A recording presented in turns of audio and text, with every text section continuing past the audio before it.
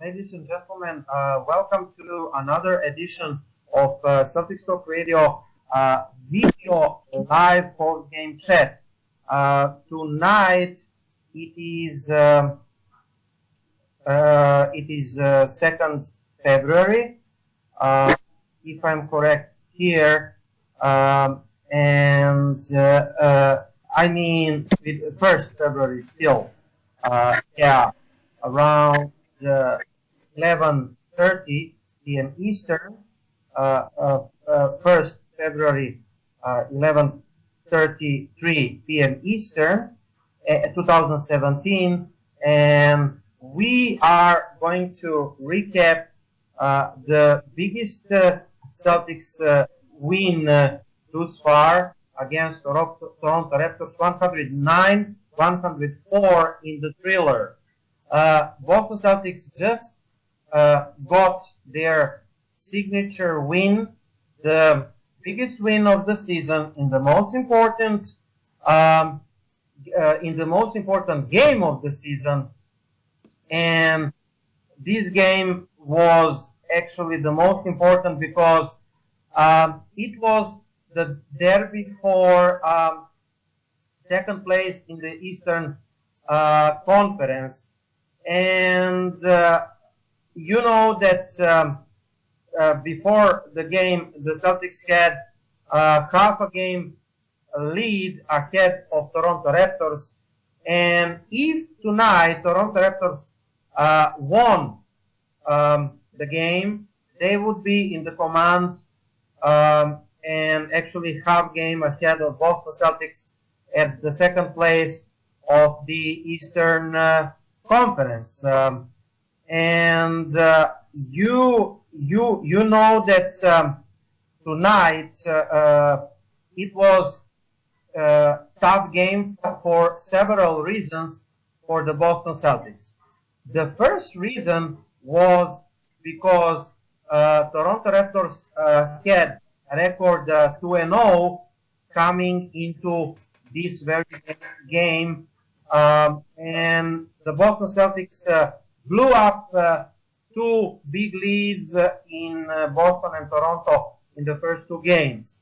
So a lot of questions were surrounding Boston Celtics coming into this game.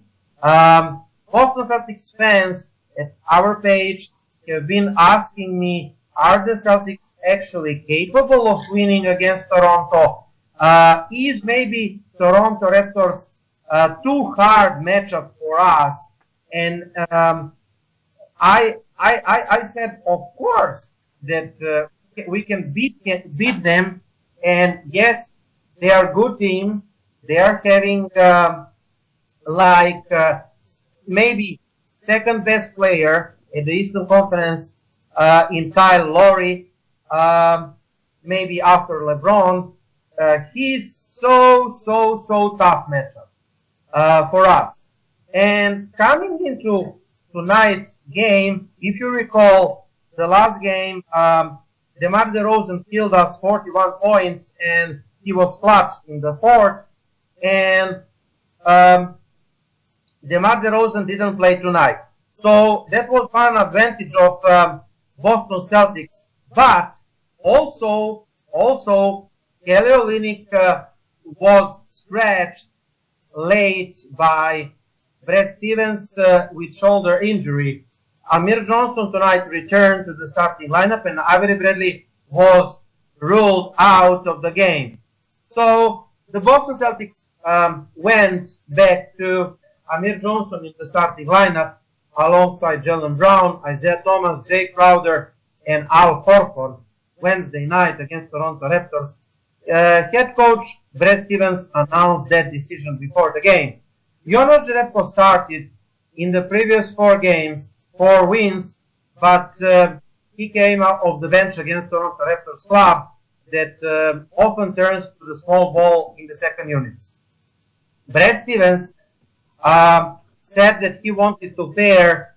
The reason to bench Jerebko is, number one, Amir Johnson to be better defensive matchup for Patrick Patterson and Jonas Valanciunas on the switches.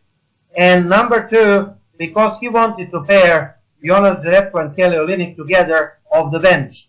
But Kelly Olynyk was ruled out in the late stretch due to the strained left shoulder. Olynyk, who underwent off-season surgery on his other shoulder, didn't seem nearly as concerned about the new issue. When he was asked if he could compare the two injuries of the shoulder, he threw his back, laughed, and replied, no, it's nothing like that. And I know how that one felt, and it was not like that. It shouldn't be anything to worry about. And despite downplaying the severity of the strain, Olynyk said he has been pretty sore. He said he tweaked his left shoulder during Monday night win against Detroit Pistons, but couldn't remember exact moment. Moving forward, the big man called himself kind of day to day. Then they asked me when it happened, and I'm not sure. I just remember during the game I feel pain, and it was funny. I didn't have any strength to it, a little bit of shooting pains, but I mean it's progressing really well last couple of days. I need few more days, and it will be really good to go. The Jerebko-Johnson shuffle.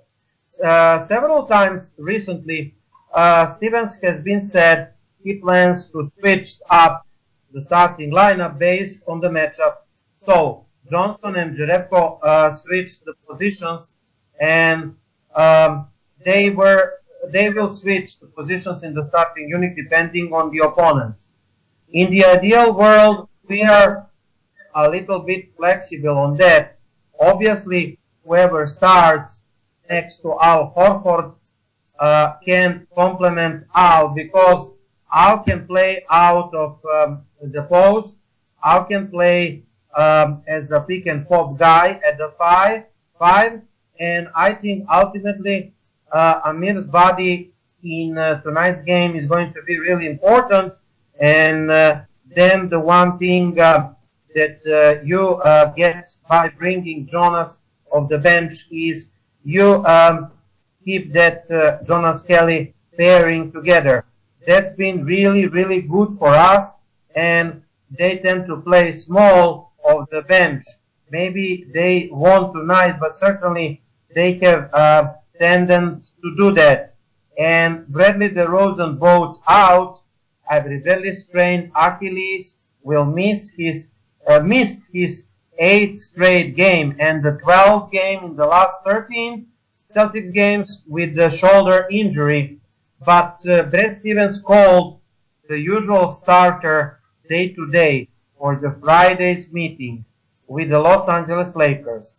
And after one practice back, Bradley didn't feel ready to go suit up. He aggravated the issue once already after returning too early and has taken conservative approach since then. He's sore, but also we are just trying to get him back into the rhythm of the things. Stevens said, I don't think one practice session the day before one shooting session is enough to play at the level he used to play, and we want to make sure that we get him back so that when he's back out on the court, you have severely limited the chance and it happening again. The Toronto Raptors will likewise miss their starting shooting guard DeMar DeRozan, an all-star who scored 41 points in against the Celtics January 10th.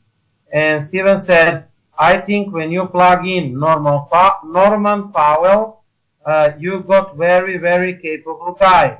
Stevens said of DeRozan's replacement, Norman Powell. He is the guy that came in and gave us 20 points in the first time we played with them. And every time it seems like he plays big minutes of the starts. He has huge games, and he had huge plays last night.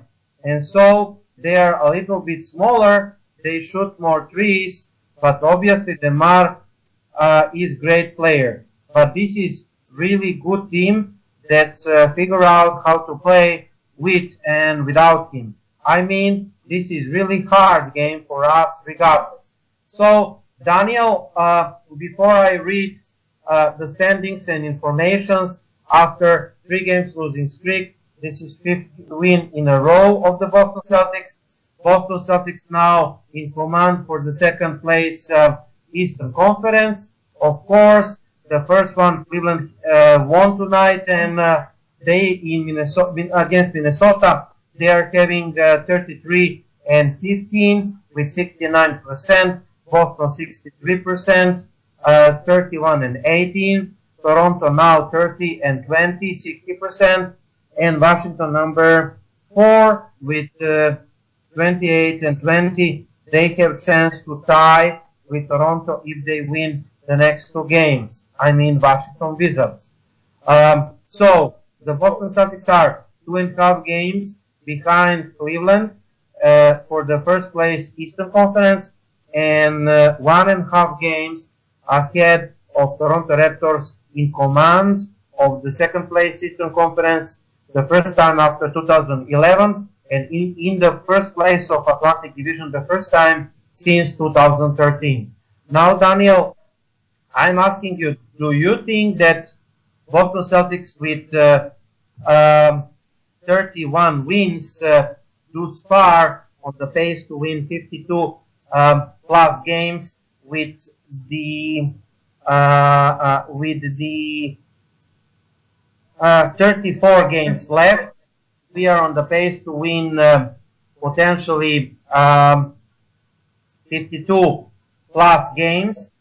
And I'm asking you, do you think that this is impressive because the Celtics had their core players, Al Horford, Isiah Thomas, Avery Bradley, and Jay Crowder, only in 22 out of 49 games. So I repeat, the Boston Celtics had top 4 players only in 22 out of 49 games.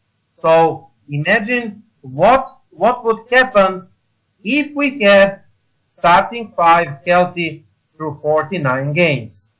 And I am really thinking and saying that this is impressive score for the Boston Celtics, 31-18, 2nd seed right now. What do you think? Well, you got to look at it in that, fashion.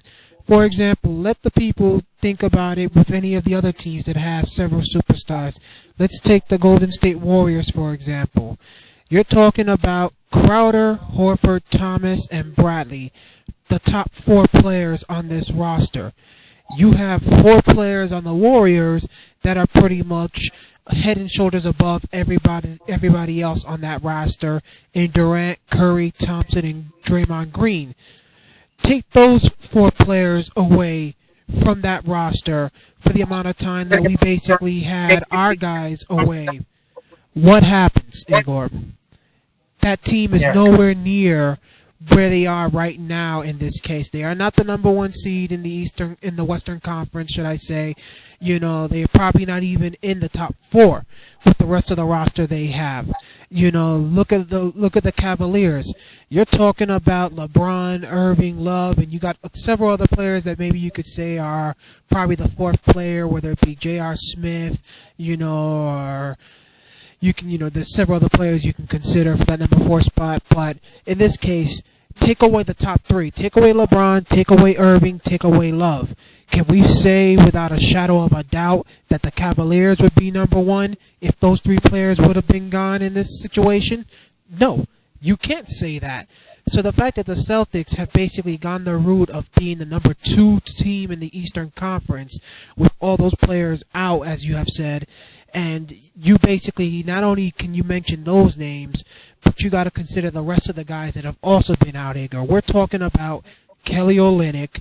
We've talked about Marcus Smart.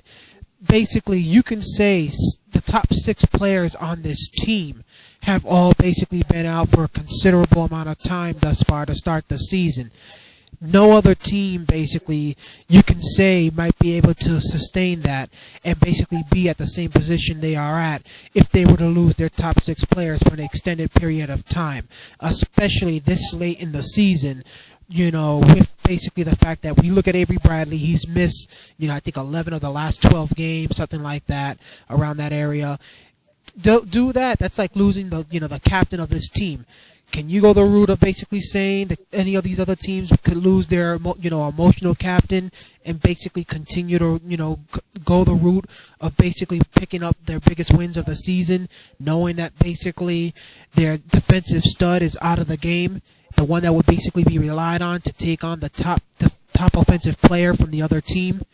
No. So the Celtics, have got to start getting some respect from these insiders and the rest of the fans, because now you're talking about a team that is right behind LeBron James and the Cavaliers. Yeah, you might not give them, much of a chance to beat those guys when it comes time to basically make the playoffs. But the fact that they beat the Raptors tonight, basically without Avery Bradley and without Kelly Olynyk, has to give you some hope that they might be able to make it all the way to the Eastern Conference Finals. Yeah, there was no DeRozan tonight for the Raptors, but like I said, there's no Avery Bradley. That basically, made it, a fair game. Because you're missing two of your top 7. They're missing one of their top 2. So. Raptor fans are not going to accept that, but anybody else will tell you, that it was an even game in this case. And unfortunately for the Raptors, you had I think it was an 18-point lead at one point, and you still blew it in this case. So next time we play them, I'm hoping both teams will be absolutely healthy, because that's the only game this season we'll be able to see both teams, if I'm correct, with their full rosters. Because, like you said, the first game when we played against the Raptors were missing Jerry Salinger and Demar Derozan, and the Celtics were missing Jay Crowder and Kelly Olynyk or Avery Bradley. I cannot remember. And the second time, I think one of the games we missed Isiah Thomas, and the comments from the Celtics fans were really funny. I mean,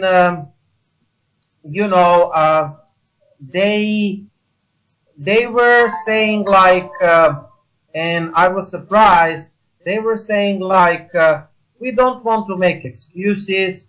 It doesn't matter that we don't have the player, some players, but the Raptors are just better than us, etc., yada, yada, yada. And listen, I cannot agree with that, and this is total bullshit. And I read on the network, like you said, that Toronto Raptors fans are now saying that they lost because they didn't have Demar Derozan. Okay, that is the truth, but we didn't have Kelly Olynyk and starting shooting guard, and Avery Bradley starting shooting guard, and Kelly Olynyk top 6 or top 7 players at the roster. So, like you said, it is even. So it is. I see the double standards in analyzing those kind of games, because when the Celtics are missing some players, you and me should not even mention it, Danny, because we are making excuses, etc., etc. But when the Raptors are missing some players, or our opponents, our wins doesn't count. Our wins doesn't count because our opponents were missing some players.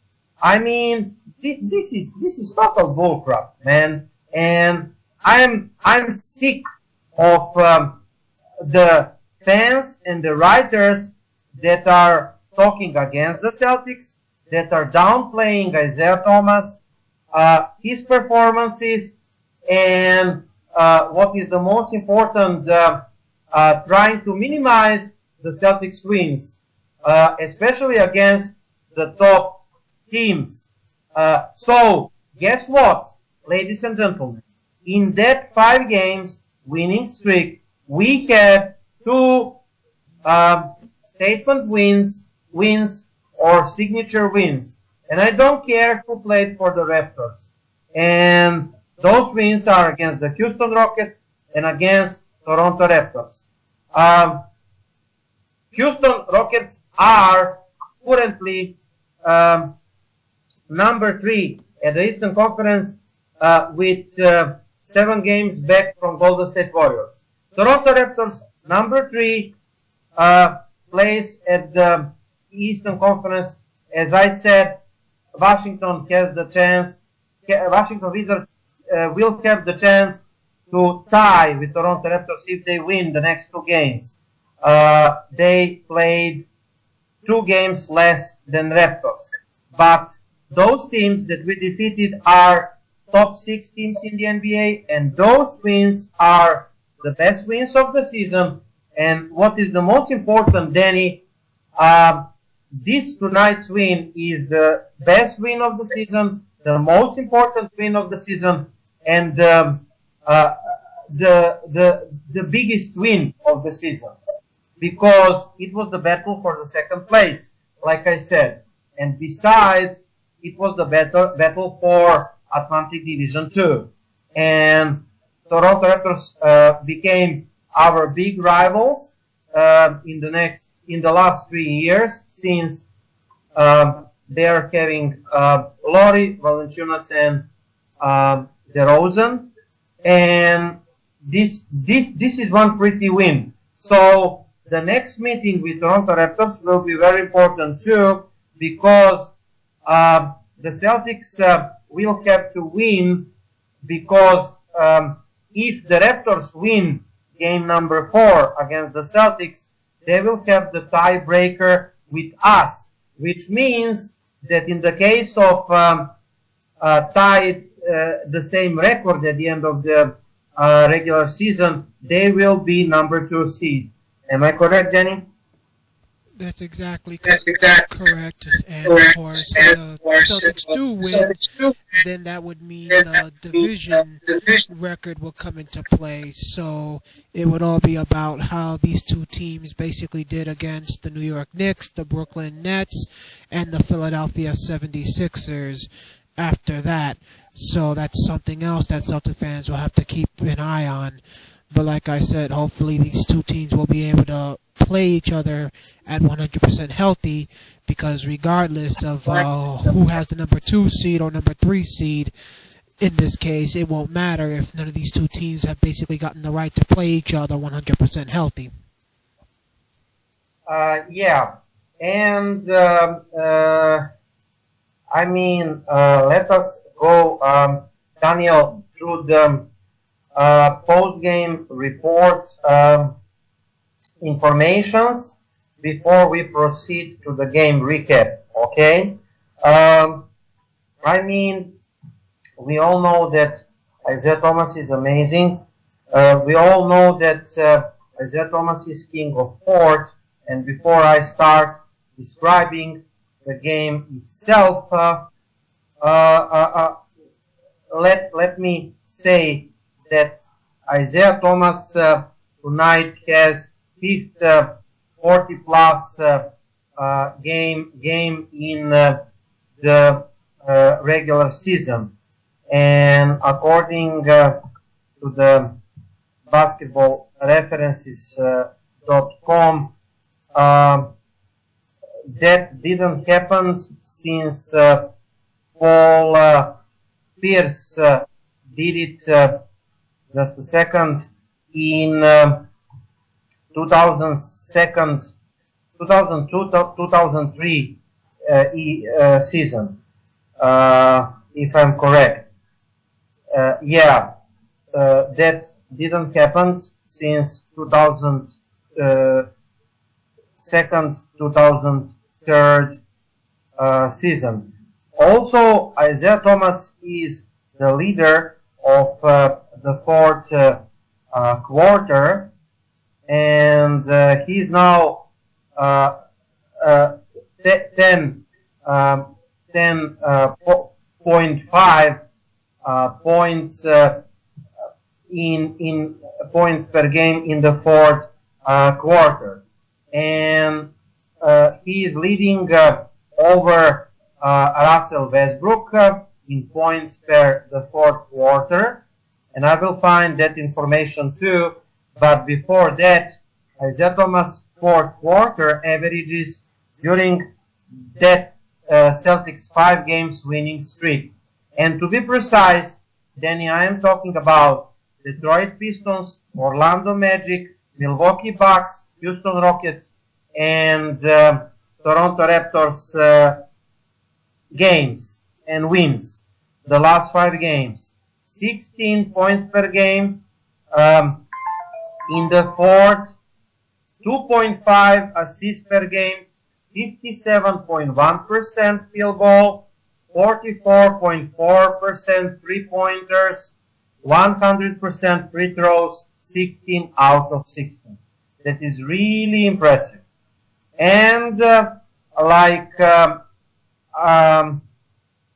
I said, Boston Celtics now in command of the second place Eastern Conference and the first place at the Atlantic Division.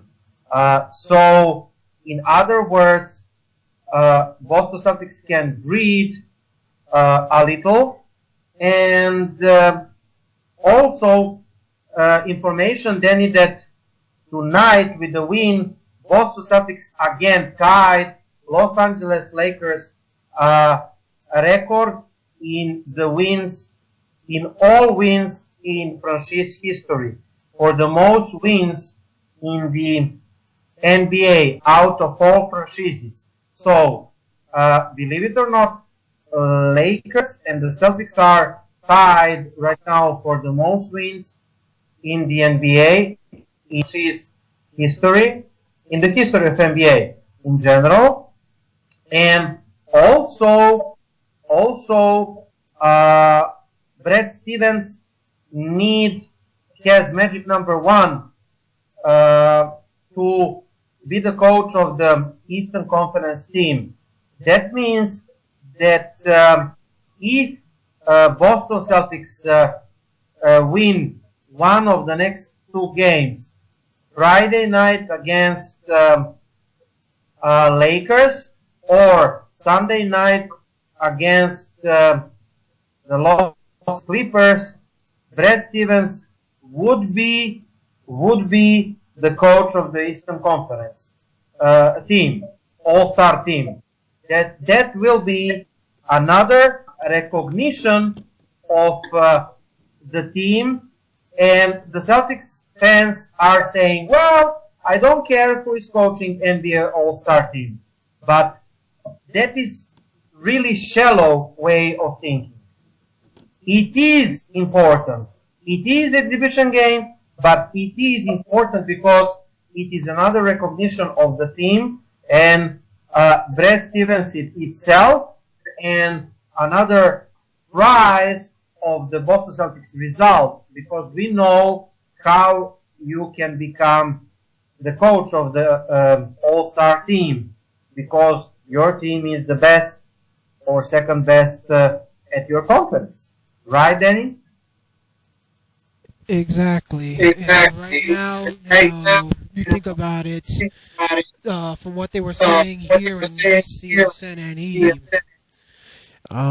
Brad Stevens is facing some major, some major pressure, Igor, because his son wants him to get that all-star coaching job because of the fact that he wants to be able to go to the all-star weekend festivities, to be able to hang around with LeBron James and the rest of the fans that are going to be there, and the kids that the players be bringing.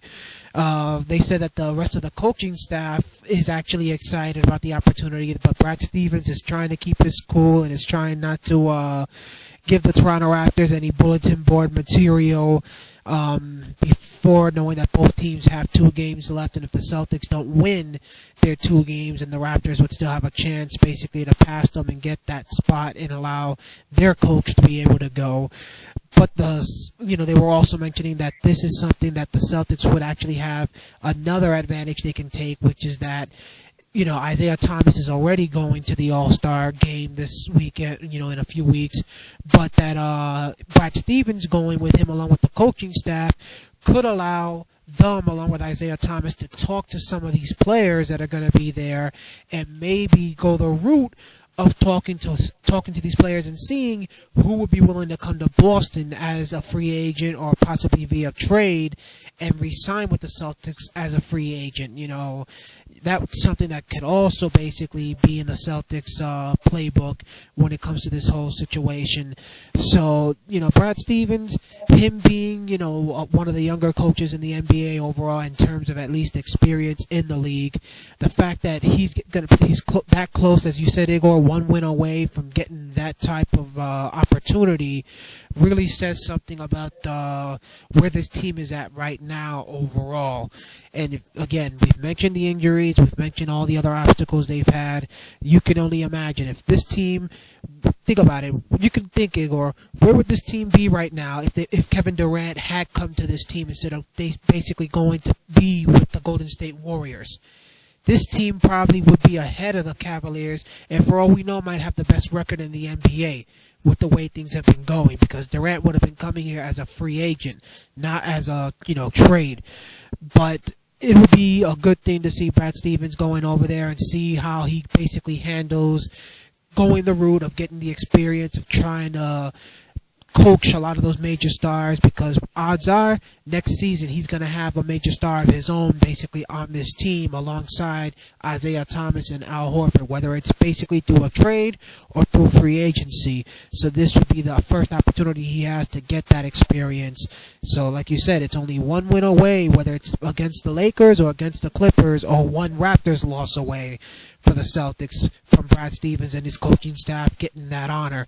I think the last one to get that honor was Doc Rivers all the way back in the 2007-2008 championship season. So that makes it even more impressive for Brad Stevens, knowing how long it's been since the Celtics team basically was able to do that. We had the best team in the league that year in order for Doc Rivers to have it. This year, Brad Stevens' team isn't even close to the best team in the league, and yet he's basically going to have that chance. I will add my opinion on your words, Daniel. My opinion is that Boston Celtics would have been, the best team at the Eastern Conference if we had top 4 players available for, let's say, 40 games out of those 49. Because like I said, we had 22 games only with starting 5 healthy and playing. Amir Johnson and Isiah Thomas, Jay Crowder, Avery Bradley, and Al Horford. So if the Boston Celtics had in 40 games or more healthy and playing starting 5, we will be far away from Cleveland at the first place Eastern Conference. That is just my opinion, of course, but that is proving only how good coach Brad Stevens is, because he talked today that after the game that Boston Celtics were able to fought through adversity and injury bug, and all the problems because, like you said, I don't have the precise informations, but I think that Boston Celtics are the team that had the most injuries, or top 3 teams that were having the most injuries thus far in the regular season. Do you agree? Yeah, no other team, based on what we've seen, has had injuries, and as like the Celtics, especially with how severe and how long the injuries have been. But in this case, Igor, the fact that what makes these injuries so big is not so much how many we've had, but more in particular who they've been to. You don't see many other teams having injuries to 4 of their 5 starting 5 like we have had this season, or to the 2 best bench players, knowing that technically they're a very young team. So that's what makes it more severe, unfortunately for us, which is why I say to Celtic fans, if this team doesn't win a championship, doesn't win the Eastern Conference, or heck, doesn't even win 2 rounds, you gotta, at least give them credit for what they were able to do, especially if they make the playoffs, and win at least 1 round with what they basically were able to do in the regular season. And that should be enough, basically, for other teams to look at them and say, they basically overcame a ton of stuff, more than any NBA team should have to go through during a regular season, and look what they were able to accomplish. Yeah, like I said, for me, the success will be surpassing Toronto Raptors at the playoffs. I think if we are fully healthy, we are capable of doing that. And like I said, I just want some help. Maybe Kenyan can bring us backup center that we have been talking about. And tonight, you saw why I think that we need the backup center. Again, Toronto Raptors had Jared Sullinger back, and he was really good and pumped up against us, and he's very good, rebounder, and he will really help Toronto Raptors because they don't have too much talent at the power forward position. I like what Patrick Patterson is able to do, but behind Patterson, they don't have a real depth, and Valanciunas is really tough matchup for Al Horford. The last game, he caused the trouble to Al Horford in defending pick and rolls, and tonight too, Al Horford was struggling on the both ends on the floor with Valanciunas. For some reason, this is the tough matchup with him. And Toronto Raptors, the last playoffs, were having a strong center, backup center that stepped up in the playoffs when Valanciunas went down. That center went to Orlando for the big contract. That is Bismarck Biyombo. I wanted him in Boston, but he commanded some ridiculously large contract, and Magic signed him. He's out of the playoffs, but he's receiving the money that he wanted. Anyway, for that reason, because Toronto Raptors are having strong centers and tall centers, and they're tough matchup for Boston Celtics centers. I want backup center here. But let us back to the game. Isiah Thomas on Brad Stevens ripping into the Celtics at the halftime to speak the comeback. Honestly, man, Brad killed us at the halftime. He yelled at us. I was probably the most mad. He was probably the most mad I've ever seen him. Gerald doesn't shut up. So he was also talking and saying some words we needed to hear. We still didn't come out like we wanted to do in the third, but that in the back of our head was that changed the game for us. We just played harder and we got the 50-50 balls, and I think that was the deciding factor of the game, especially in the end of the third and the end of the fourth. Also, Danny, I mean, in the words of Isiah Thomas, words come back to bite you if you cannot back it up. Isiah Thomas on Valenciunas saying that Boston will have to chase Toronto in the standings. He means that right now Toronto will have to chase Isiah Thomas and Boston Celtics up to the standings. And before we start to recap the game, another few more stats. Isiah Thomas 35 points and plus in the last 7 out of 9 games. He's in the last 7 of 9 games, averaging 35.7 points per game. And he's having 10.5 points per game in the fourth quarter, and no player in the last 20 years has averaged more than 10 points per game in any quarter. And you know that Thomas tonight are having 44 points and 7 assists, and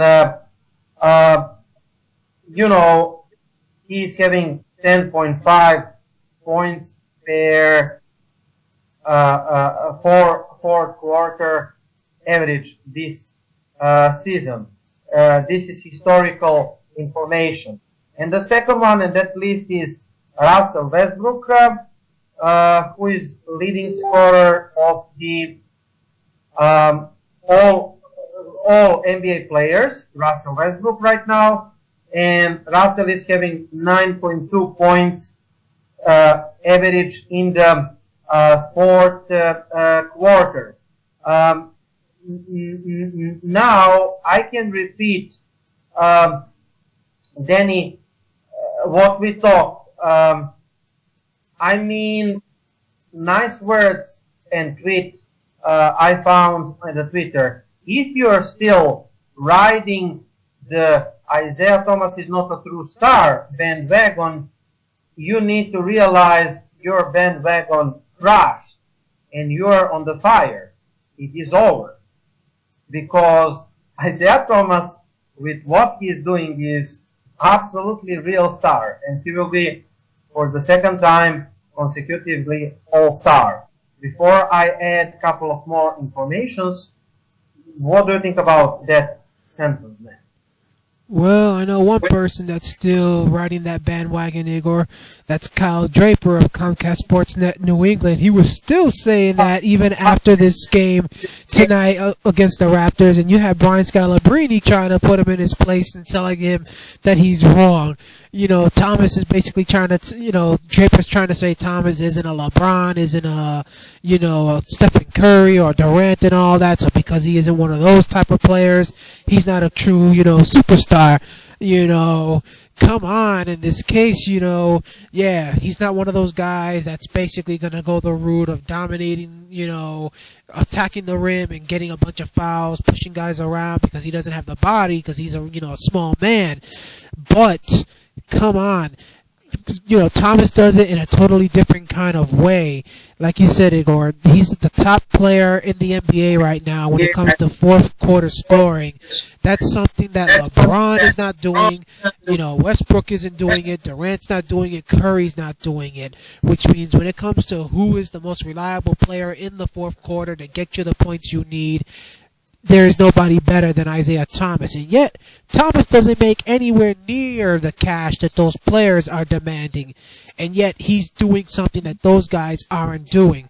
Now, of course, we all know that the circumstances, other than Westbrook, the circumstances are a little bit different for those other guys. LeBron's got Irving and Love that he'd be depending on and gives the ball up to. Durant and Curry got, Thompson and Green at times and a few other players that they can be giving the balls up to, on top of giving the ball to each other.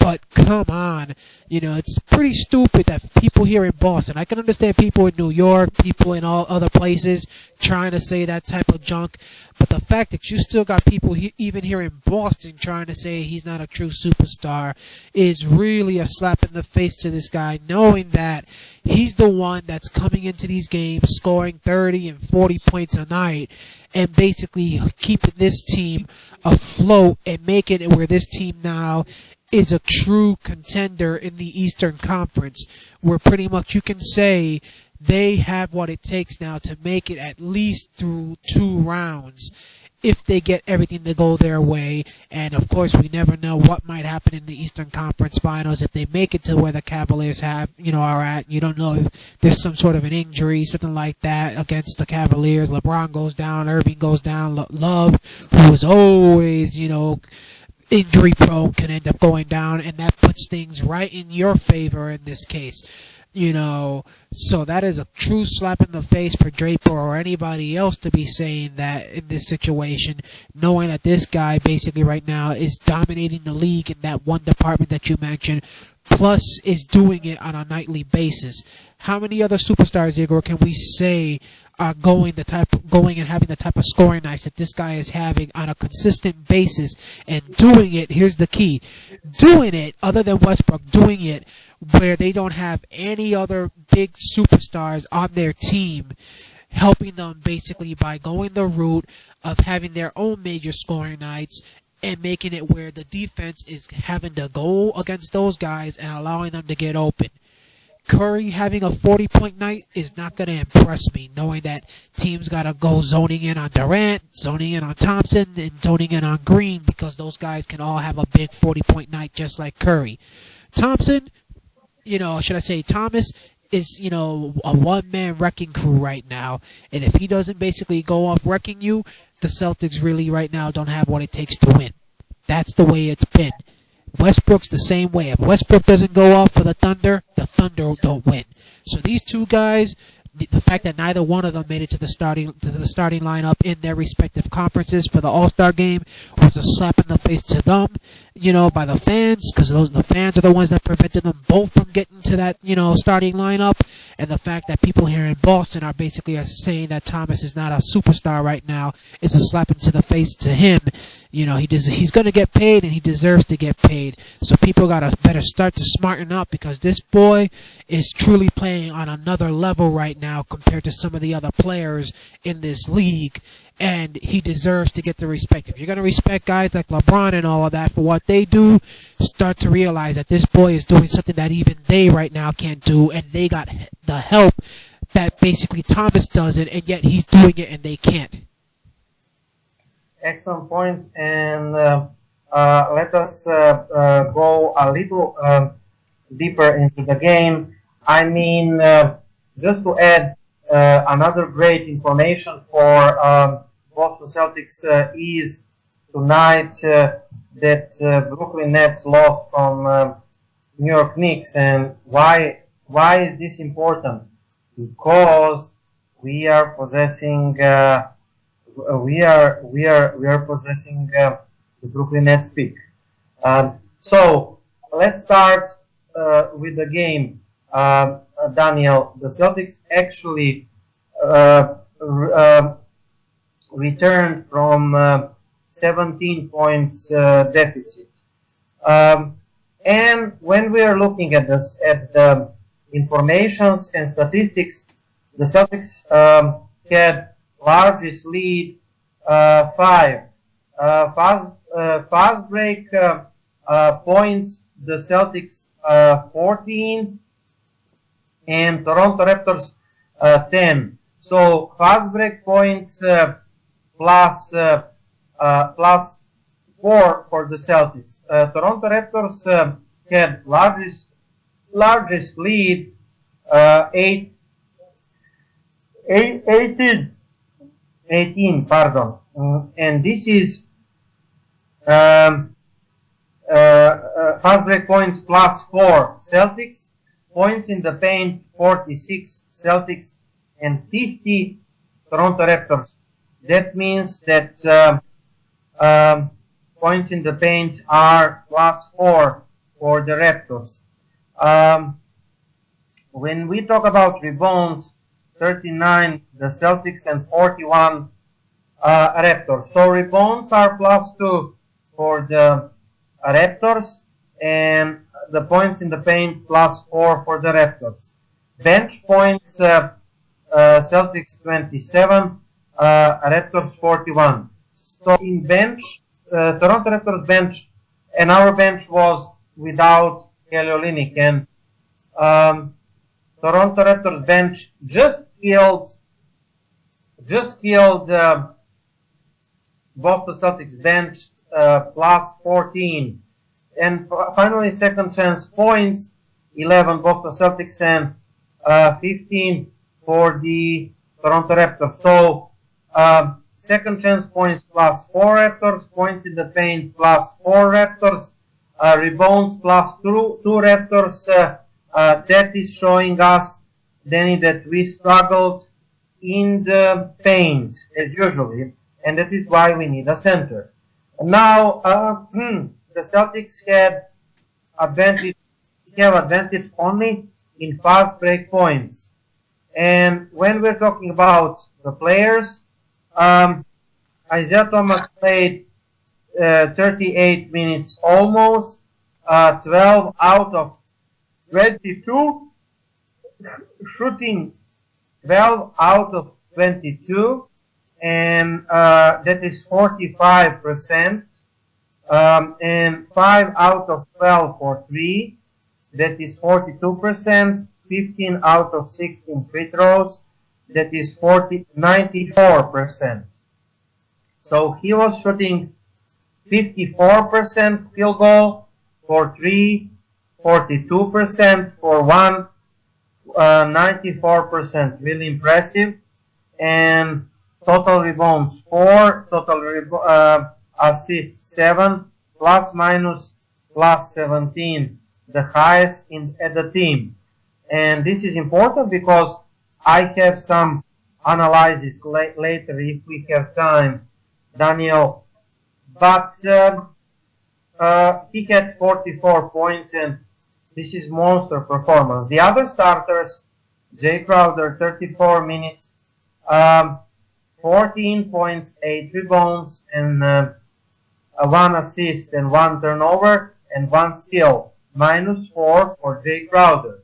5 out of 13 field goal percentage, 38% Jay Crowder, 25% for 3, but he was good.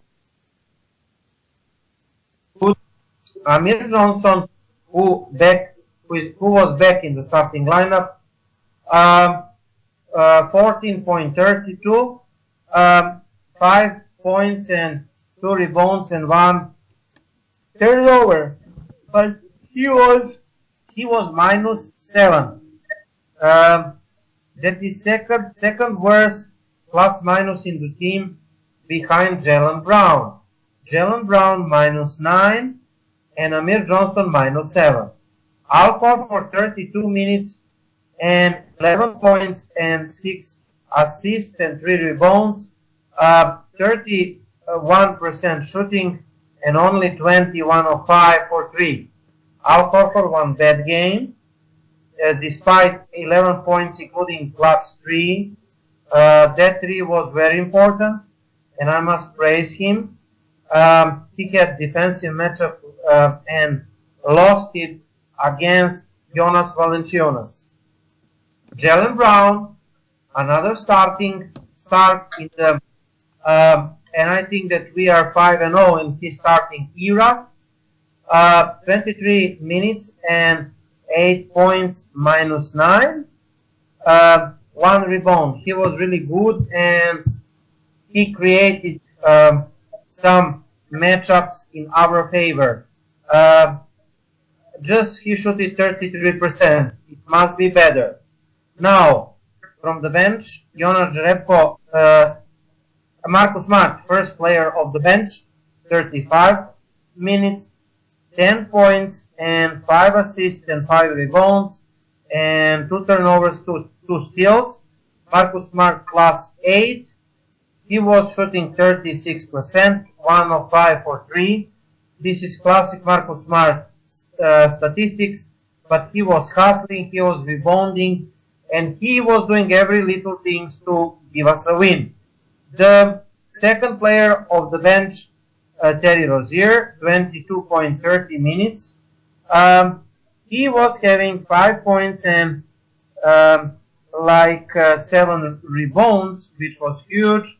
So he rebounded well, he shot it badly, 28.6%.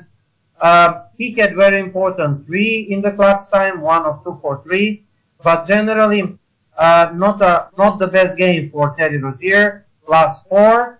And Jonas Jerebko out of the bench after 4 starts, 19 out of 29, and 6 points plus 8, and 3 rebounds and 2 assists. Now, Jonas Jerebko shot it bad, 2 out of 7, 28.6%. For 3, a little better, 2 out of 5, or 40% for 3, Jonas Jerebko, and he was able to stretch the floor for us, 3 rebounds and 2 assists. Now, the fourth guy from the bench was Tyler Zeller. He had only 4 points and plus 8, but he had important 5 rebounds, and especially 2 offensive rebounds, which are rare as unicorns for the Celtics. So Tyler Zeller, kudos for hustling playing and rebounds. Also, he had 67% for 2 field goal, which is not bad. And Gerald Green, finally, just 2 points for 6 minutes. When we look at the Raptors, we said that they missed their star and all-star player, Demar Derozan.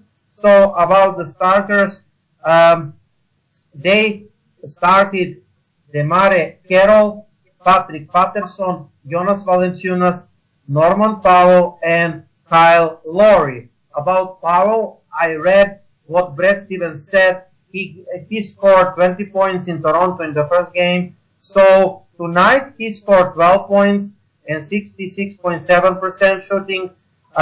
Norman Powell is always performing well against us. Now, Kyle Lowry, of course, he was monster. Again, 12 out of 20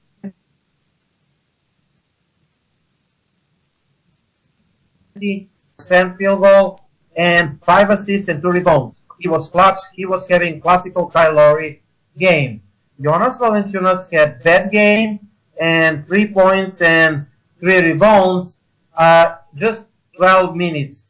But on the other hand, from the bench, Lucas Nogueira had excellent game, and that is the reason why when Casey adjusted that favorable matchup against Al Horford for the Raptors. Lucas Nogueira had 10 points and 5 rebounds. He had like plus 7 plus minus and 29 points, and he had like 4 blocks, Danny, and 4 fouls on him, and he had monster game, and he was the anchor of their defense, shooting 3 out of 4, 75%, and they drafted well, and they got decent replacement for the Bismarck Biyombo that left. And Corey Joseph, from the other players, aside from Kyle Lowry, Norman Powell, and Lucas Nogueira, I must say, ex-Celtics, Jared Sullinger had great game in limited minutes. 16 minutes, he outplayed Al Horford and scored 13 minutes, but he was having minus 8. He had like 6 rebounds, 2 offensive, and 1 assist, and shooting 60% 2% field goal, 1 of 3 for 3. So he had monster game. The desire for him was really high to prove himself. Corey Joseph was solid too, 8 points, 4 assists. Terence Ross, 6 points and 6 rebounds, solid again. And 23 minutes for Joseph and Ross. And Jakob Poeltl, he was the last guy from the bench, 10 minutes. Now, Daniel, in the first half, this was really bad performance for the Celtics. I think that we were losing like 11 or something. You will correct me if I'm wrong.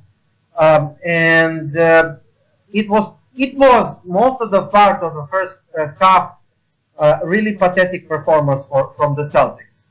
But in the third half we started bad too, and we had like 17 points deficit. And since then, Brad Stevens called timeout. The Celtics scored in the 5 consecutive possessions, and that was the start of the turnaround of the game. Now, what is your take of the statistics, and what do you think about the players' performances and the matchups between the starting lineups and the bench? The bench won the battle. The bench of the Raptors were plus 4. Well, I'm not surprised that the bench for the Raptors beat the Celtics tonight when it comes to the Celtics bench, because again, you're looking at a Celtics bench that had no Kelly Olynyk, and we all know that there's really only 2 legit players on the Celtics bench in Kelly Olynyk and Marcus Smart. Of course, you have Rozier and Brown, who are starting to get better as the season goes along. But with Brown having to start, you're really limited on what the bench is capable of doing. Now, I got to give Tyler Zeller, as you said, credit, because he had some pretty good minutes tonight. That block, for example, was a pretty big play, as it came at a pretty critical moment as the Celtics were starting to make their comeback. He had a pretty loud dunk, one-handed slam, as he went underneath and from one side of the rim under, and came back on the other side and slammed it one-handed. So that was pretty good. It got the fans, into it, and got the bench to basically jump up. So Zeller brought some energy tonight with that comeback. And mainly, we all know everybody's going to give the credit to Isiah Thomas with what he scored.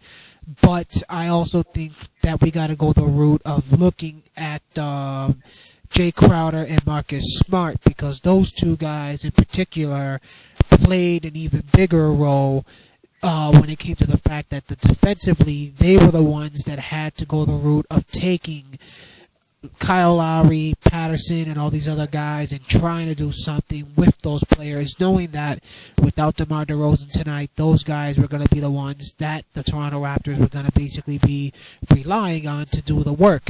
Now, Valanciunas got himself into foul trouble early in this game, so he basically had to sit out. It's understandable why we had Amir Johnson tonight in there, because this is a Raptors team that relies heavily on clogging the paint and making you beat them from the three-point line, and we saw that with the way they were guarding Isiah Thomas. There was always a big man in Isiah Thomas's way, which is why you didn't really see him attacking the rim a lot. He was taking a lot of jumpers, a lot of three-pointers, until finally our three-pointers started going, in, especially with Al Horford towards the ending of the game. And so Valanciunas realized he couldn't leave Horford open, so Thomas was finally able to get the lanes to the rim because Valanciunas couldn't stay clogging up the paint anymore. But, Marcus Smart and Crowder got the job done when it mattered most, along with Al Horford, by trapping Kyle Lowry, for example. There was one play, I'm sure you saw this, Igor, if you were able to watch the game out where you were at.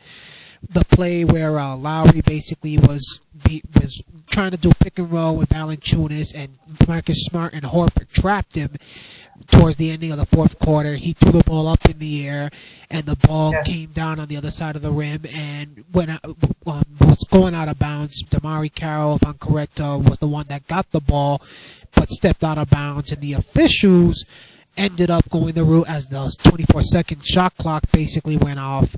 They were saying it was a 24-second violation, but they ended up replaying it and gave the ball back to the Raptors because the replay shows that it actually grimmed the rim, basically, just touched it barely on its way down. So they gave it back to the Raptors in this case, because Carroll did manage to throw the ball back in before he stepped out of bounds. So instead of it being Celtics ball, it ended up being back to the Raptors, and the Raptors did score to go back up by 1 point before Thomas nailed the three to put us back up by 2. But the Celtics defense in that play, trapping Lowry, they realized that nobody else basically except Lowry was really going to go the route of stepping up late in that game. The Raptors were going to try to make it a Lowry matchup against Isiah Thomas, and so they got the job done. Now, Marcus Smart, unfortunately, did make 2 bad plays. I got to, admit, the play where he tried to, he tried to jump ahead of the pass and pick it off as the pass was going to Lowry, and he missed it completely, and the pass got right to Lowry, and Lowry was left wide open, and he got a wide open 3 in this case. And then there was another one where he was behind Lowry's back, and he tried to basically reach around Lowry and knock the ball away, and he missed on that play as well, as Lowry basically went around him and was able to get a shot basically wide open. Those are 2 plays where I feel if you're Marcus Smart, you're playing one of the top point guards in the Eastern Conference, if not in the entire NBA overall. You are not supposed to gamble against this guy, especially with the game that close. You want to gamble with us up 10 points, 15 points, something like that? Fine. But you do not gamble, especially in a game where it's a one-possession game, and they're the ones that are ahead in this case. So Marcus Smart, has to learn in this case that that's, plays you do not make at that type of situation. But overall, he did get the job done when it meant the most, along with Crowder and Horford, to stop the Lowry and force him to take some pretty difficult shots late in the game, and that's what made the difference. That Thomas was able to get some pretty easy baskets, while Lowry was forced to take the hard ones because he didn't have DeRozan tonight. That was a great recap from you. I will return to the a little matchup talk a little later. Of course, I firstly want to talk about the game recap itself and about the lineups that you mentioned and about the starting lineup that you mentioned. It was understandable why Brad Stevens wants to put the matchup of Amir Johnson on Patterson because, of course, it was a better defensive matchup for the Celtics. And Amir Johnson had actually limited time. Jerebko played more than him, but you know that Amir Johnson is better defender 1-on-1 than Jonas Jerebko, and in general, Brad Stevens is trying to pair the big guards lineups and the big guys, the tall guys, the massive guys in the defense because of the Raptors' length and athleticism. And the Stevens wanted stronger defense with Johnson, and he wants to be able to switch everything. And that is why he's playing with Brown at 2. Brown itself proves to be that he's going to be the hell of the player, Danny, and the Celtics fans, because the Celtics,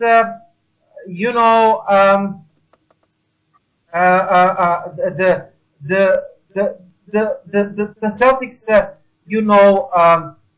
like him and played him at 2, 3, 4. Right now he's playing at 2, and the next season he will be able to create the mismatches at both positions 2 and 4, Danny. Despite he is the real wing 3, and you saw that he is like freaking athlete, Jaylen Brown. And again, with him in his starting era, the sample size is small, but you know that we can say he provided good games in that 5 games winning streak as the starter at both ends of the floor, defensively and offensively. So to conclude the story about the lineups, that lineup with Amir Johnson was more defensive, and with Jaylen Brown, and Stevens is trying to play the big guards lineups, and he wanted to pair Kelly Olynyk and Jonas Jerebko from the bench, because Raptors are usually playing the small guys at the bench, usually going small from the bench, but tonight they went with Salinger and Lucas Nogueira, and their bench was really strong and big, but the Boston Celtics missed Kelly Olynyk too, like I said. And when we're talking about the game recap, Thomas continued to deliver in the clutch time. Kyle Lowry pumped in one tough shot after another, and Boston Celtics and Toronto could just kept on fighting and competing and providing wonderful athletic treat. Using an electric second half comeback, the Celtics flew back into the game, fought for many minutes to push aside the big deficit, and finally burst it in with Jaylen Brown, rising for an alley-up dunk, and Isiah Thomas pumping in 7 straight points to show his team back to the lead. The 3 and then 2 consecutive 2-pointers, and the Celtics led for the first time, if I'm correct, 95-94. Now, after drilling a pull-up jumper, the Celtics' first advantage of the game, Thomas pointed at the wrist, and this was his signature celebration. Now, they had dynamite 4-quarter experience, and this was even better because the great shoot-making of Lowry was shown in the fourth. A wild TD Garden crowd, and the Celtics club just performed a heck of a comeback and erased 17 points deficit to win the game.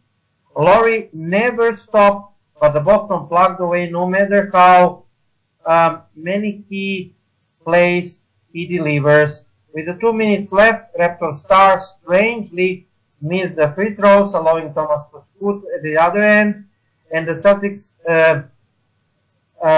went one go ahead. After tough break, Boston gave up a bucket to Norman Powell, but Thomas drained wide open 3, and Patrick Patterson missed a triple to ensure possession. And Marcus Smart came down with the big offensive rebound, and Thomas sealed the win with the 4 free throws at the end. And he scored 19 points in the fourth quarter, overall 44. Both teams were missing the players, Bradley and Olynyk for the Celtics, and Demar Derozan for the Raptors. In the second half, Boston turned up the defense and only Laurie respond to the Celtics switching of the defense, and the Celtics earned to win. The Raptors didn't want to go away. It's a shame the great basketball could not carry on. And now Thomas's great first quarter. Thomas somehow delivered in the first quarter, and over the final 47 seconds on the first quarter, Thomas completed four points play, 3 + 1, and he delivered assist to Jonas Jerebko, splashed another 3-pointer, and he feels like it was the fourth quarter. And after those 10 points, Thomas created the Celtics trailed 30-28 after first. And considering they missed 10 of 12 shoots, it was a wonderful result for the Celtics. And the Raptors might have built a bigger lead, but A, they failed to take care of the ball, and B, they could not find the outside range, and C, Thomas put another scoring show. He entered the second quarter, Thomas, with 16 points and 3 assists, 4 of 6 shooting. So Thomas had 16 points in the first and 19 points in the second. And, the second quarter, Kyle Lowry was big, and Kyle Lowry. So the Raptors star hit impossible shoot over Smart, educated Jaylen Brown off the bounce, and Drain contested 3, and the Raptors had 13 points advantage.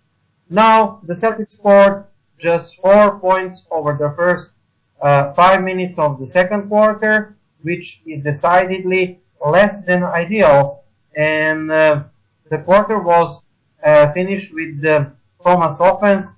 That ridiculous 3 at the end of the half. So a couple of more signs with 3 minutes left in the second. No, the Celtics had scored more than 3 points. Thomas had 16 points, 4 of 6 shooting, and the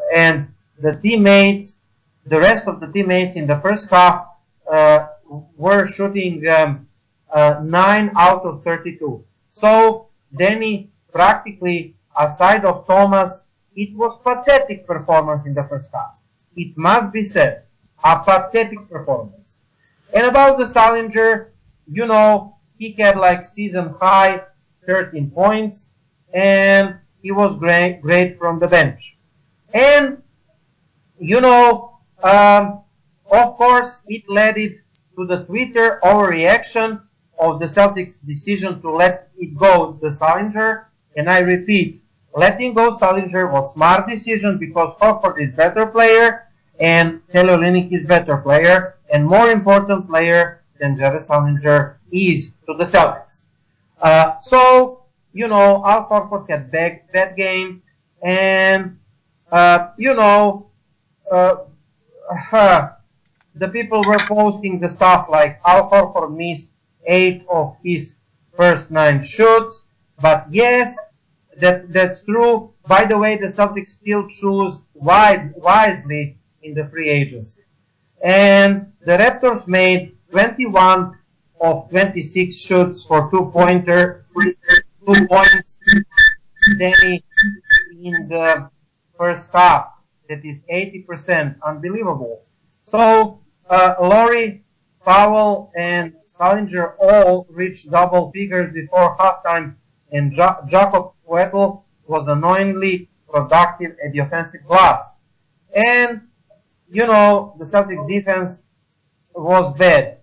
And Jerebko-Johnson shuffle, though Jerebko had started the last 4 quarter, all wins, Stevens returned Amir Johnson in the first, but might regret decision.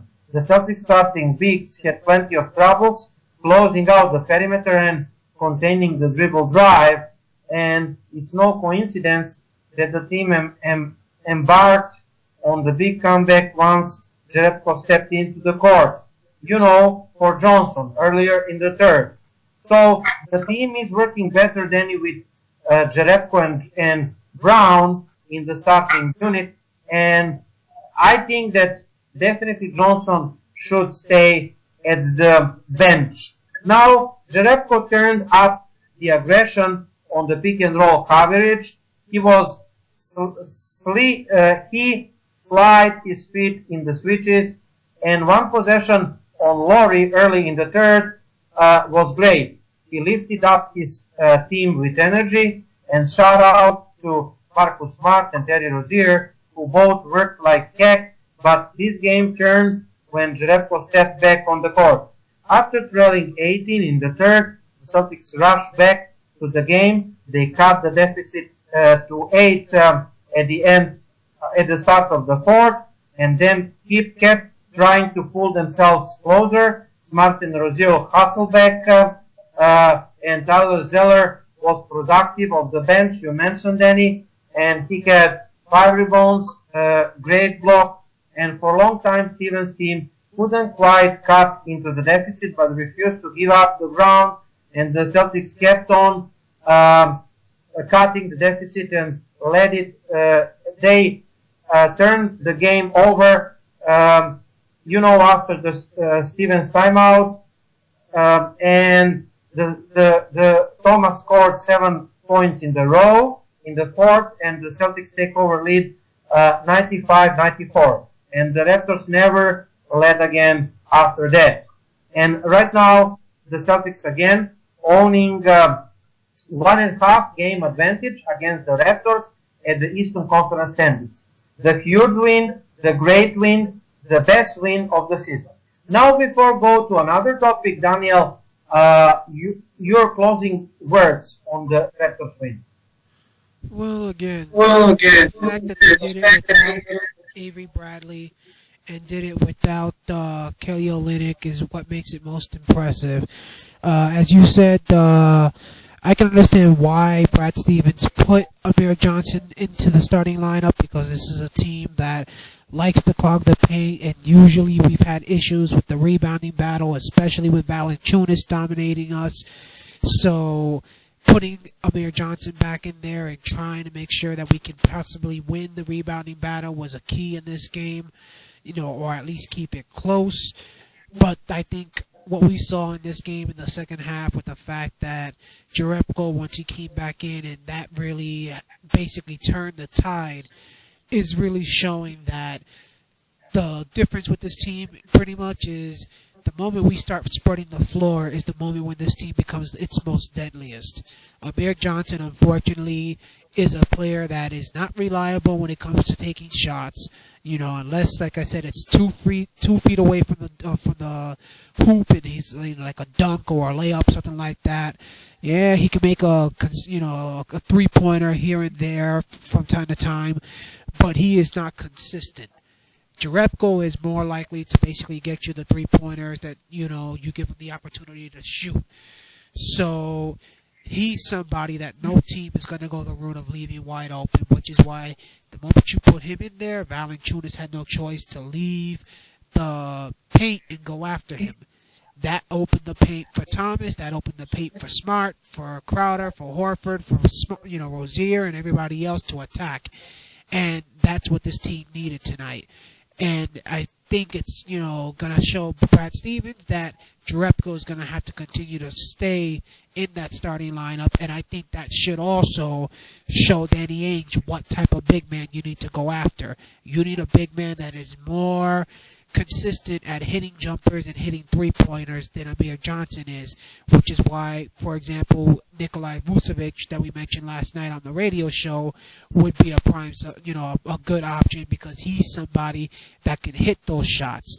So the Celtics, this, like you said, it's the biggest win, bigger than what we got against Houston the other night, because of basically the fact that this is a team that tagged your number considerably over the last few seasons, and you just proved to them that even without Avery Bradley, yeah, they don't have Demar Derozan themselves, but that on an even playing field, you were capable of knocking them off, because they still had their best player and you still had your best player. So you basically, both teams played without their number 2 players, and it was you that came out on top. So the next time you play them, the Celtics, it's a must win in that game, because you need to make sure the tiebreaker is not the head-to-head. Yeah, and listen, Danny and the Celtics fans,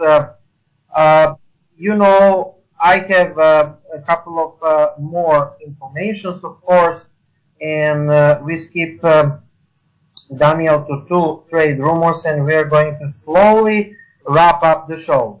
The first information is that Isiah Thomas is playing at the elite level since returned MVP level, actually, since he returned from the injury December 16th. And here is at our page, Vivid Green Celtics Fans Forum. I'm just posting the picture that Isiah Thomas is playing, MVP level 6, December 16th. I have here any head-to-head comparison between Warriors star and top 5 players in the NBA without shadow of a doubt. Probably number 2 right now, or number 3, whatever, Stephen Curry. And head-to-head comparisons are showing that Daniel, since December 16th, actually Isiah Thomas is having a better season than Stephen Curry. And why is this harder for Isiah Thomas? You mentioned, Danny, and you made one great point that I want to emphasize right now. Stephen Curry is having 3 top 10 players beside him. This is ridiculous. 3 top 10 players beside him. Now, Isiah Thomas is having good complementary pieces, but you cannot say that Al Horford is top 10 players in the NBA or top 5.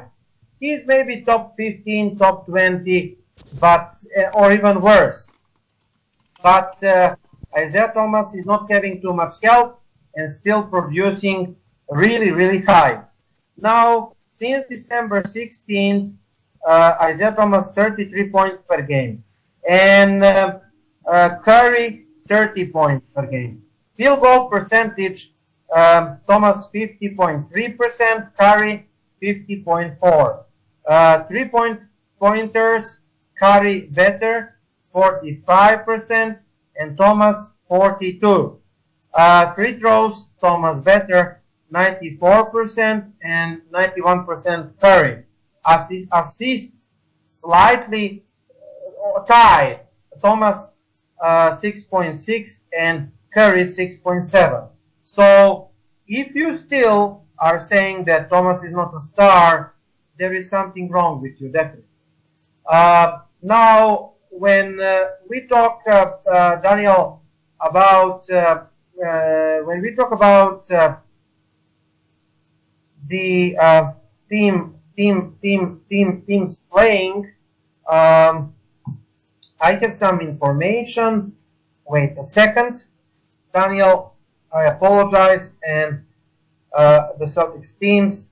We have informations from Sean Brandy, the Celtics play-by-play guy, and he's saying that first the Nets blew up double-digit lead against the Knicks tonight.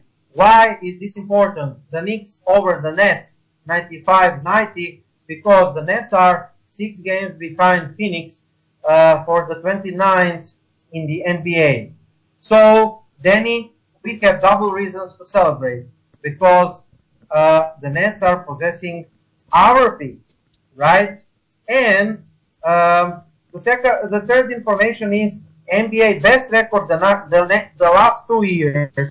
Number 1, Golden State Warriors, 145-23. Number 2, San Antonio Spurs, 129-35. Number 3, Cleveland Cavaliers, 114-49. Number 4, Clippers, 107-58.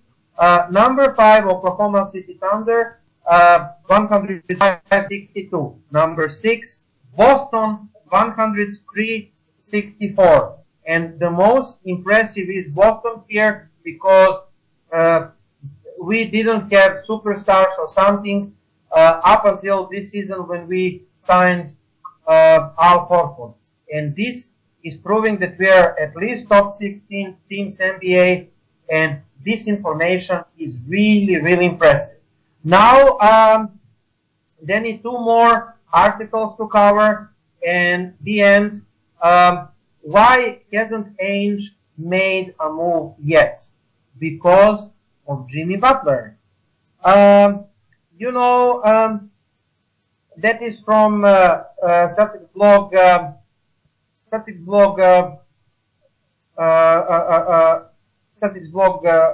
Jeff Clark. So every day we hear the rumors from big deals, Carmelo Anthony, to smaller ones, Ibaka, Bogut, Yusuf Nurkic, etc. So why Ainge didn't do the move? Steve Wolfett, with less than 3 weeks remaining before the trade deadline, the Celtics are very much players in the transaction game. In addition to holding assets that the other clubs covet, their stockpile of picks and high-quality complementary players are also making them valuable third-party participants of the trades for the others. I don't think any moves of significance will be done before the trade deadline without Danny Ainge being given the chance to put a fingerprints on it, said any GM. So, nearly every trade rumor you hear in the next few weeks will likely have some mentions of the Celtics. The Magic seem eager to make a deal. The teams are at the bottom of the standings, might be motivated to make a move to offload the talent, like Suns or the Heat. So, getting involved in the rumored Clippers-Knicks deal would be tempting too. So why wasn't Ainge put a trigger of any of them? Well, aside from the standpoint of negotiation tactics of waiting till the last minute to force the other team's best offers, I think Ainge is waiting for a specific player to participate, Jimmy Butler. Why? Because from Chicago Tribune we are hearing that the rival executives who believe Bulls and Celtics will make trade talks for Jimmy Butler before 23rd, and the teams held serious talks. The rumors to be Crowder, Smart, and Nets first rounder, either 2017 and 2018. It's a little too much if you ask me, but okay, we will see. On Zach Lowe podcast. The reporters were saying that there is a division in the Bulls front office over Jimmy Butler. Apparently, they aren't convinced that Butler can be number 1 option of the championship team, and they don't feel like he is a great leader in the clubhouse. So, they named specifically the Celtics as the team to be obviously landing spot for the Butler. Butler might be wrong guy to build around in Chicago, but he will be a welcome piece in Boston. He has Stevens, Thomas, Horford. He can be top 3 players at the team and competing for the championship. And he even shares he has working ethics, and Ainge could be close to creating the new big three in Boston after trading for Butler potentially.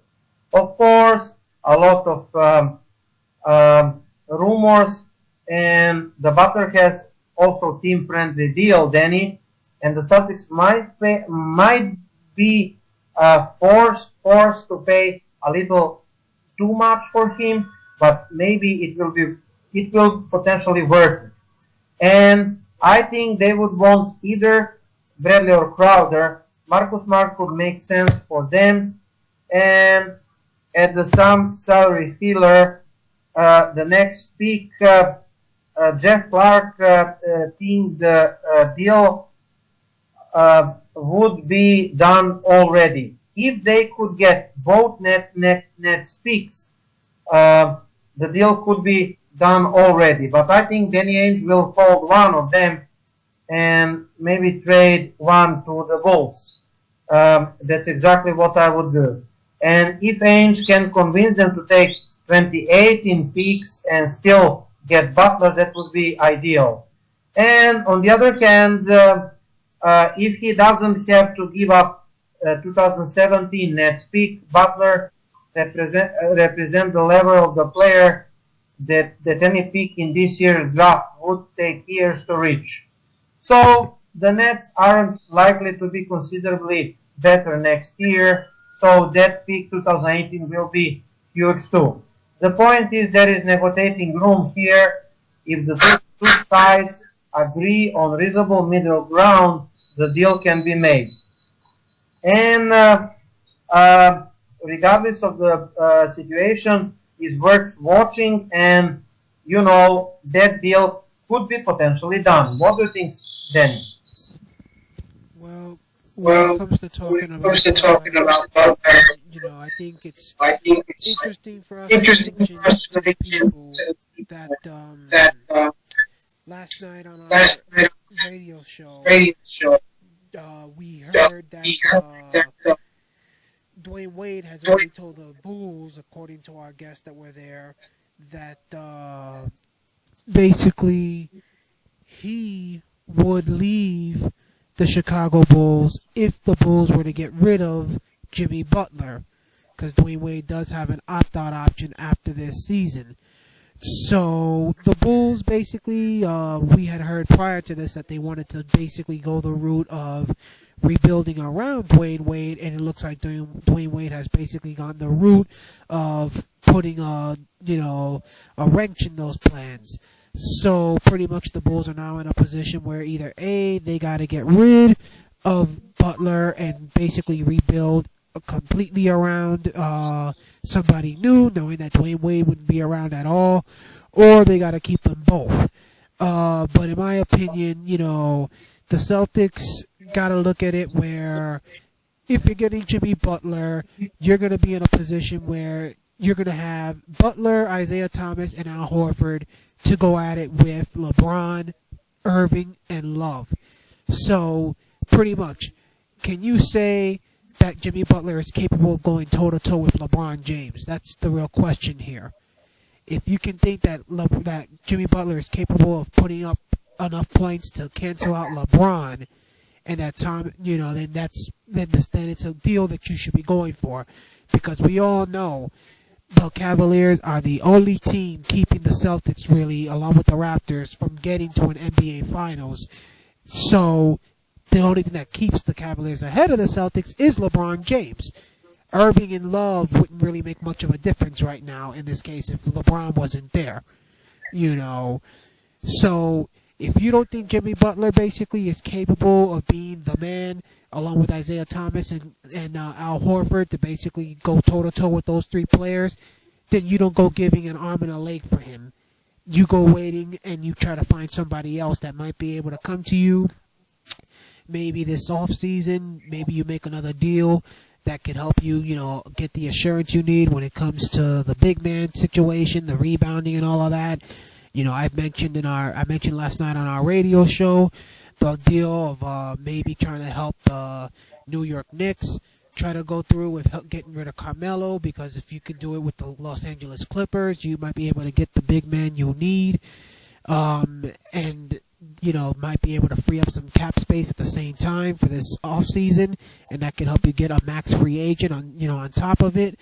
So there's a couple other options Danny Ainge can look into, but again, Jimmy Butler, if they get rid of him, they got to get rid of Dwayne Wade as well, according to what the reports have been. So pretty much, Celtic fans, you got to ask yourself, are the Bulls really going to want to get rid of both players and know that they're going to have to suck for many years to come? If you don't think they are, then forget about Jimmy Butler and basically just look at the Celtics team the way it is and realize that that's pretty much the way it's going to be the rest of the season. Maybe a minor move might come, but that's pretty much it. I have to add on your story that LeBron James wants help, and by help, it doesn't mean some crappy player, Danny, but actually he means that he would like to see Dwayne Wade or Carmelo Anthony. Means that he gave the hard task to the Cleveland Cavaliers front office, and the Cleveland Cavaliers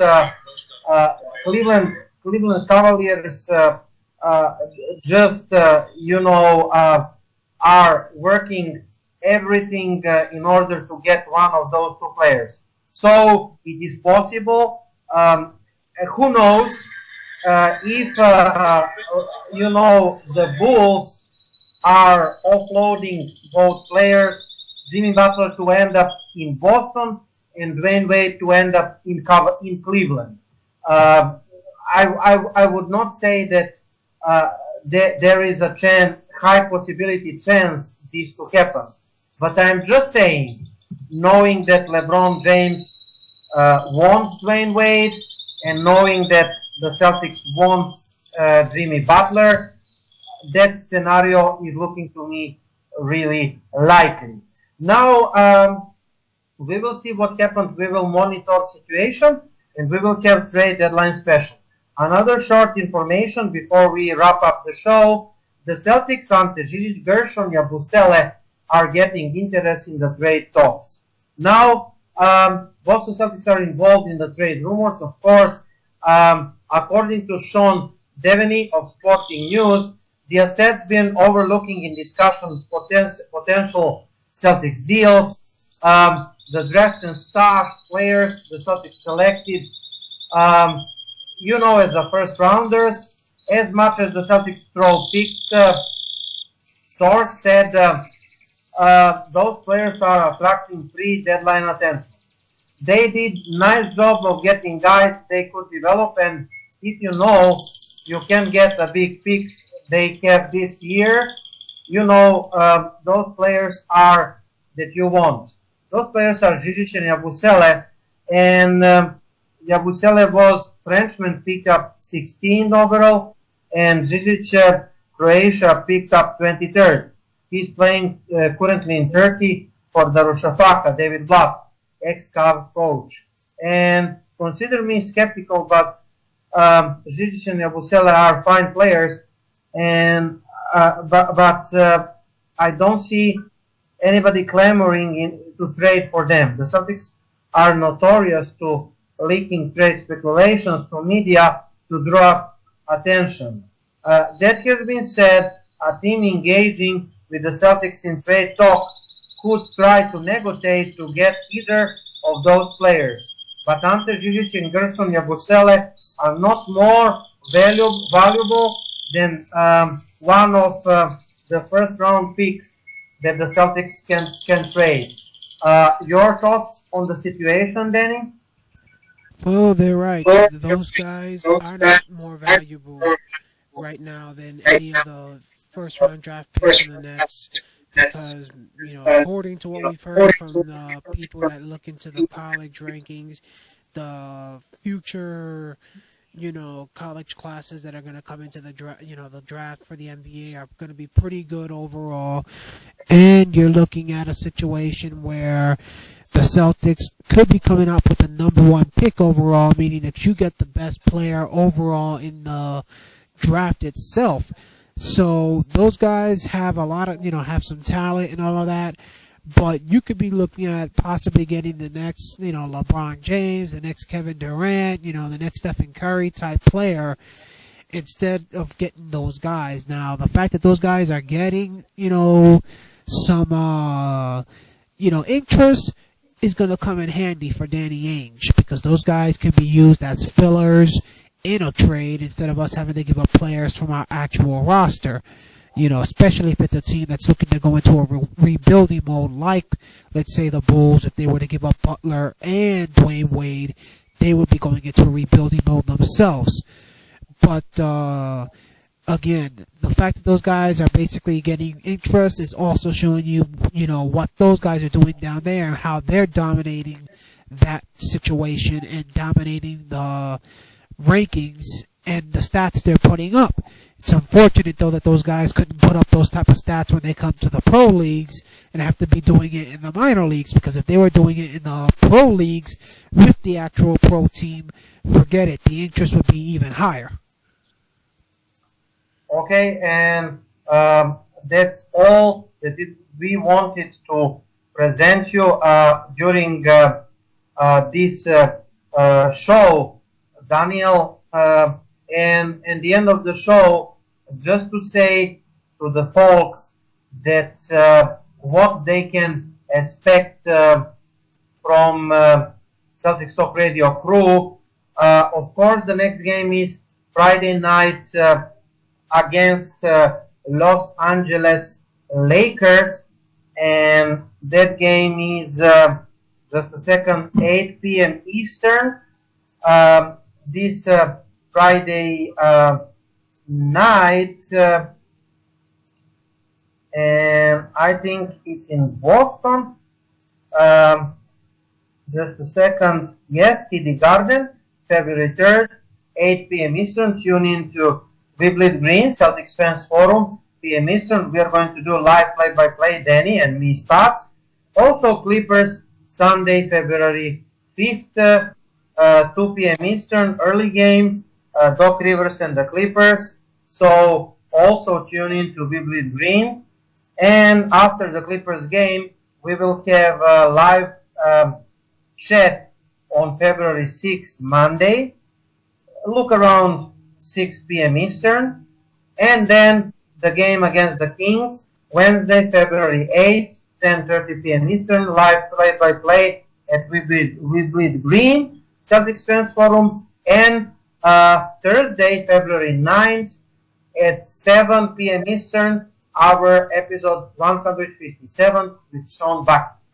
And we really enjoy working for you, and a lot of good material and information us are waiting for you in the month of February. We just made the February schedule, and I can say that you will be very happy if you are following us with the stuff that we're going to present you during this month. And this is the end actually of live post-game video chat episode number 4. The Celtics defeated Toronto Raptors in TD Garden tonight, 109-104, the best win of the season. Isiah Thomas is the beast, 44 points, and he proved to the doubters something tonight again, and 19 points in the fourth quarter, 10.5 points per average in the fourth quarter, and 16 points in the fourth quarter over last 9 games. And since December 16, Isiah Thomas, 33 points per game and 50% field goal. This is really monstrous, and he can be only better.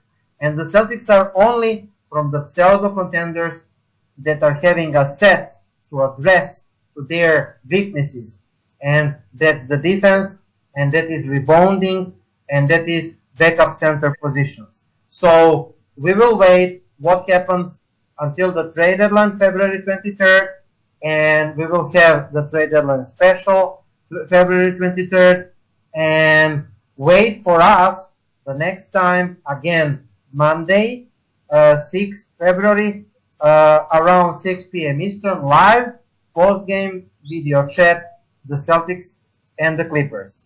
And that's all for us. Episode number 4. Tune in to the Celtics Talk Radio YouTube channel. Also, Live with Green, Celtics Fans Forum Facebook pages, Celtics Talk Radio Twitter, STR capital letters, Celtics Talk Radio Instagram. Listen us via iTunes and find us at blogtalkradio.com. And that's all from us. And we are looking forward for the next meetings with you. Tune in tomorrow, 8 p.m. Friday night, with Green, Celtics Fans Forum, 8 p.m. Eastern, Boston Celtics, Los Angeles Lakers, live play-by-play at our page. That's all from us for tonight, and I'm giving the word to Danny for the closing. Okay, so again, a big win tonight. Celtic fans should be proud of this team, knowing the obstacles they had tonight with no Bradley and no Olynyk. And this team is on a roll, and hopefully they will continue to go on a roll, knowing that against the Lakers, they have the chance to send Brad Stevens to the All-Star game itself. And then, of course, Super Bowl Sunday, this Sunday, the Celtics will be going at it with the Clippers, while the Patriots will be going at it with the Falcons. So it'll be a big day here in the Boston area. So hopefully the Celtics will start the day off right with a nice win against Doc Rivers and Paul Pierce and the rest of those boys in what will be Paul Pierce's final game here at the TD Garden, basically before he hangs up his, uniform pretty much and calls it a career. So we'll see you all Friday night again in the group, 8 p.m. Eastern. The Celtics take on the Los Angeles Lakers. And that is the end. See you next time.